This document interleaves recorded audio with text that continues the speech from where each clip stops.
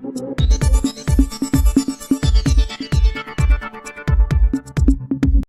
મિત્રો, આજે આપણે આવી પહોંચ્યા છીએ તાપી જિલ્લાના બેડકુવા દૂર ગામે. હું છું જીજે દેશી ન્યૂઝ તરફથી અભય જાદુગર, અને આજે આપણે આવી પહોંચ્યા છે એક એવી જર્જરિત શાળા જે 1967માં બનેલી છે. એક તરફ રાજ્યભરમાં જૂના પુલોનું નિરીક્ષણ થઈ રહ્યું છે, નિરીક્ષણ થવું જરૂરી પણ હતું, પણ હાલ જે પરિસ્થિતિમાં નાના નાના ભૂલકાઓ અહીંયા ભણી રહ્યા છે, અને એક એવી જર્જરિત શાળા કે જેના માથે જોખમ તોળાઈ રહ્યું છે, જેમાં કોઈ પણ મજબૂત પિલરો નથી, ફક્ત ઈંટની જે કોલમો છે એની પર આખી શાળાનું સ્ટ્રક્ચર 1967 થી આ રીતે છે. પણ હવે એની આવરદા પૂરી થઈ ગઈ છે, એની ઉંમર પૂરી થઈ ગઈ છે. આપણી સાથે ગ્રામજનો જોડાયા છે. આપણી સાથે જે વર્ગ શાળા છે બેડકુવા દૂર ડુંગરી ફળિયું, અને એમના આચાર્યશ્રી સાથે આપણે વાત કરીશું. જી સર, શું પરિસ્થિતિમાં છે આપણી શાળા? પરિસ્થિતિમાં તો સ્કૂલ છે ને 2-3 ઓરડા છે સર અમારા, એમાંથી 2 સારા છે ને એક થોડો જર્જરિત છે. એટલો બધો નથી, રિપેરિંગ કરવાથી આમ સારો છે, એટલે આમ હાવ જર્જરિત નથી એમ.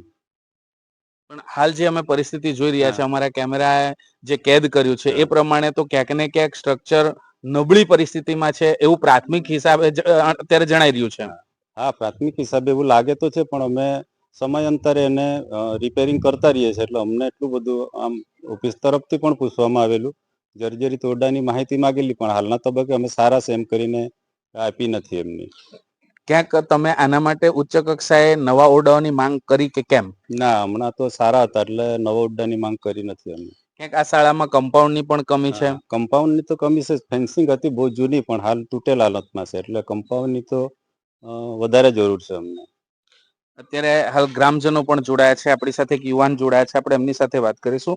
આપ આજ ગામના છો? હા, આપના બાળકો પણ અહીંયા ભણવા આવતા હશે? હા, અમારા બાળકો પણ અમે ખુદ પણ અહીંયા જ ભણેલા છે. અચ્છા, આપ ખુદ અહીંયા ભણ્યા છો. તો આ જે પરિસ્થિતિ આપના બચપનથી આ શાળાને જોઈ રહ્યા છો, ક્યાંક એવું જાણવા મળ્યું છે કે આ જે પિલર છે એમાં સળિયા કે વગેરેનો ઉપયોગ નથી, સીધું ઈંટ પર ઊભું છે આખું? હા, ઈંટ પર ઊભું છે આખું સ્ટ્રક્ચર, કારણ કે એનામાં સળિયાને કોઈ બીમ નાખેલા નહીં મળે, ડાયરેક્ટ એના પર સ્ટ્રક્ચર જ ઊભું છે. હાલ શું પરિસ્થિતિ છે? હાલ એમની ઘણી બધી જર્જરિત હાલતમાં છે. એની અરજી અમે પ્લાન કેપીપીમાં અમે ઘણીવાર 4-5 વાર અરજી પણ કરી છે ગામજનો જોડે ભેગા થઈને, પણ એનો કોઈ રિટર્ન જવાબ અમને મળ્યો નથી, ને એ રિપોર્ટનો અમને પાછો કોઈ સર્વે પણ થયું નથી. આપ જે જણાવી રહ્યા છો કે કેએપીપી એ તો એક પ્રાઇવેટ સંસ્થા છે, ને એમની મરજીથી એ દાન સ્વરૂપે કંઈક આવી શાળાઓ બનાવતા હોય છે આપણા વિસ્તારમાં, પણ ક્યાંક આખી જવાબદારી શિક્ષણ વિભાગની છે. શિક્ષણ વિભાગને આપ શું કહેશો? શિક્ષણ વિભાગે સર્વે કરીને આ સ્કૂલની જર્જરિત હાલતની નવી બિલ્ડિંગનું નિર્માણ કરવું જોઈએ. આનું ફેન્સિંગ ને છોકરાઓનું ભવિષ્ય માટે કોઈ નવા ઓરડાઓને ગાળા આપવા જોઈએ. હાલ કયા ધોરણો, કેટલા ધોરણો અહીંયા ચાલે છે, ને કેટલા બાળકો છે અહીંયા? 1 થી 4 ધોરણ સુધી ચાલે, 1 થી 5 ધોરણ સુધી ચાલે છે, અને હશે 40-24 છોકરાઓ. અચ્છા, 24 બાળકો છે. હાલ આજ જર્જરિત મકાન નીચે રહેવા મજબૂર છે. ભણતા પણ અહીંયા હશે, મધ્યાહન ભોજનનો કઈ અલગ સેટ તો નહીં હોય, એ જમતા પણ અહીંયા હશે, પ્રાર્થના પણ અહીંયા જ કરતા હશે. અહીંયા જ કરે છે. જમવાનું, પ્રાર્થના, બેસવાનું બધું અહીંયા જ થાય છે. અમારા પર હાલમાં એક જ ઓરડો નવો આવેલો હતો, એમાં અલગ અડધા પોયરાઓ ત્યાં ભણે છે અને અડધા બીજા ગાળામાં ભણે છે, જે ખૂબ જ જર્જરિત હાલતમાં છે. જી બિલકુલ, યુવાનને આપણે સાંભળ્યા, ગામના વડીલો પણ આપણી સાથે છે. હું એક વડીલ જોડે વાત કરવાની કોશિશ કરીશ. જી વડીલ, આપ ઘણા વર્ષોથી અહીંયા જ રહેતા હશો, શું પરિસ્થિતિ છે એની? હું તો આમ તો બહાર જ હતા, 2 વર્ષથી જ આવેલો છું. પણ આપની સામે પ્રાથમિક દ્રષ્ટિએ કદાચ આપણું પોતાનું જ મકાન હોય અને આ હાલતમાં રહે તો આપણને ડર લાગે કે નહીં? ડર લાગે જ ને. નાના નાના ભૂલકાઓ છે, 24 જેટલા જીવ આમાં ભણી રહ્યા છે. હા, તો ખરેખર આ સ્કૂલ તો બદલવા જેવી જ છે, નવી જ બનાવવા જેવી છે. આટલી જૂની છે અને બધી જોવા ને બધે તિરાડો પડેલી છે. ક્યારે પડી જાય એનું કોઈ ફિક્સ નહીં, નક્કી નહીં, કે ગમે ત્યારે પડી શકે. બિલકુલ, આપણી સાથે એક ગામના બીજા પણ મિત્ર જોડાયા છે. જે આપનું નામ? સુનિલભાઈ. સુનિલભાઈ, શું પરિસ્થિતિ છે, શું હાલત છે, અને શું આપની માંગ છે?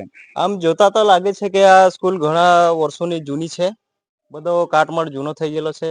વરસાદમાં પાણી પચે એટલે પિલરોમાં પચી જાય, સળિયા વગરની છે, એનો કોઈ મોબ નથી એમ કે તો ચાલે, કેમ કે જૂનું વસ્તુ તૂટવાનો ખાસો ભય રહે છે. અને આટલા બાળકો ભણે છે તો એ લોકો ક્યારે તકલીફમાં મુકાય કોઈને કહીને તકલીફ આવતી નથી, પણ સારી વ્યવસ્થા અને વિકાસશીલમાં હોય તો સારી વ્યવસ્થામાં પોયરાઓ ભણે, એ માટે આ માટે એટલી અપીલ કરું છું કે આ સ્કૂલ બની જાય અને સારી એવી વ્યવસ્થા કરી આપે, તો એના માટે મેં ખાલી આટલો પ્રસ્તાવ બોલી શકું. જી બિલકુલ, એક તરફ નેતાઓના સંપર્ક કાર્યાલય જે હોય છે રાતોરાત બની જતા હોય છે, વિકાસની વાતો કરનાર એ નેતાઓ જમીની હકીકત જે છે, બાળકોનું ભવિષ્ય છે, શિક્ષણ માટે હંમેશા ગુજરાત સરકાર ગંભીર રહી છે, સંવેદનશીલ રહી છે, પણ આ 24 બાળકોના ભવિષ્યનું શું? જોઈએ છે આગામી દિવસોમાં નવું મકાન મળે છે કે કેમ, નવી શાળા બને છે કે કેમ, હવે આગામી દિવસોમાં આપણને જોવું રહ્યું. બેડકુવા દૂરથી બ્યુરો ચીફ નરેશ માળી, જીજે દેશી ન્યૂઝ, તાપી.